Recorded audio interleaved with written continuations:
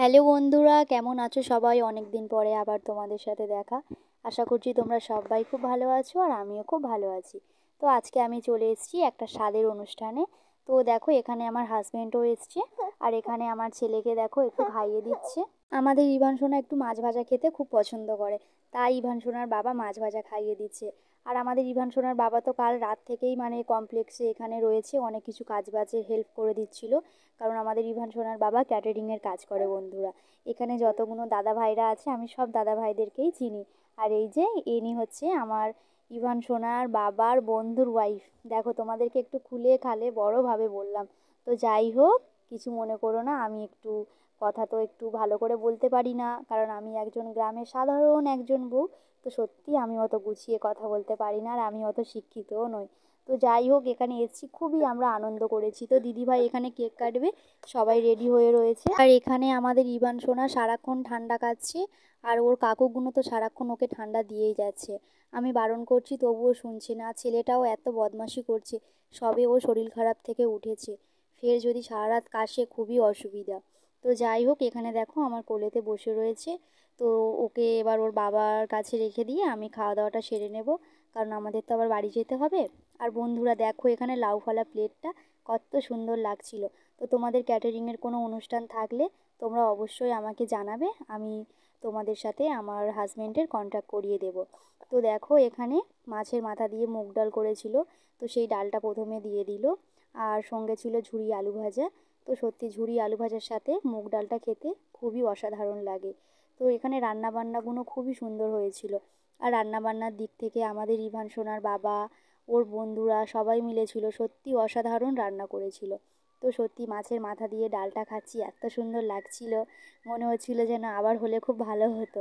তো যাই হোক, বাড়িতে করি মাছের মাথা দিয়ে মুগ ডাল, কিন্তু অনুষ্ঠান বাড়ির মতন করতে পারি না। তারপরে এখানে পটল চিংড়ি দিয়েছিল। আর এখানে আলুটা কত সুন্দর গলে গিয়েছে, সব কিছু রান্নাবান্না খুবই সুন্দর হয়েছিল। তো পটল চিংড়িটা সত্যি অসাধারণ হয়েছিল। এখানে এই যে চিংড়ি মাছটা দিয়ে, আর এখানে তারপর একটু স্যালাড দিয়েছিল আর কাতলা মাছের কালিয়া দিয়েছিল। কাতলা মাছের কালিয়াটাও সত্যি অসাধারণ হয়েছিল। যা যা রান্না বান্না হয়েছে সব রান্নাগুলো সত্যিই অসাধারণ হয়েছিল।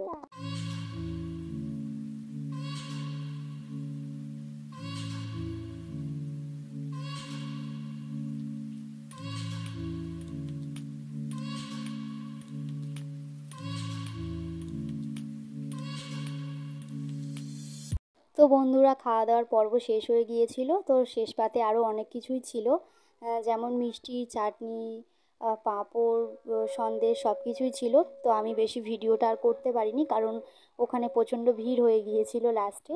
তো দেখো, এখানে ডান হাতে আমি ফোনটা ধরে রয়েছি আর বাঁ হাতে আমি পায়েসটা খাচ্ছিলাম। তো সত্যি পায়েসটা অসাধারণ খেতে হয়েছিল। আর এবার আমরা বাড়ির দিকে চলে যাব। তো যাওয়ার আগে দেখো, কমপ্লেক্সের ছাদের ওপর থেকে একটু ভিডিও করছিলাম। তো এটা পিছন সাইড বলে এরকম গাছপালা লাগছে, সামনের দিকটা একদম রাস্তা করে সুন্দরভাবে তৈরি করা। তো এখানে একটু রোদ ছেড়েছিল আজকে সারাদিন শুধু আজকে বৃষ্টিই হচ্ছিল। তো যাই হোক, এখন একটু রোদ ছেড়েছে। তো এখানে আমার বরের বন্ধুর বউ একটু ওর বাচ্চাকে একটু খাইয়ে দেবে। তো খাওয়ানো হয়ে গেলেই আমরা বেরিয়ে যাব। তো এখানে ফের একটা ব্যাচ বসছে। তো আমার বর আমাকে দিয়েই চলে আসবে, কারণ ও তো এখন যাবে না। এখন খাওয়া দাওয়া সবাইকে শেষ করাবে, নিজেরা খাওয়া দাওয়া করবে, তারপরে যাবে। আর এই যে দেখো, আমি ক্যামেরাটা ধরছি, আমার দিকে আবার তাকিয়ে রয়েছে। ওই ছোট্ট বাবুটার খাওয়া হয়ে গেলে আমরা বেরিয়ে যাব। তো এখানে ওর খাইয়ে দিয়েছে ওর মা, আর আমার ছেলেটা তো একদম কিছু খেলোই না।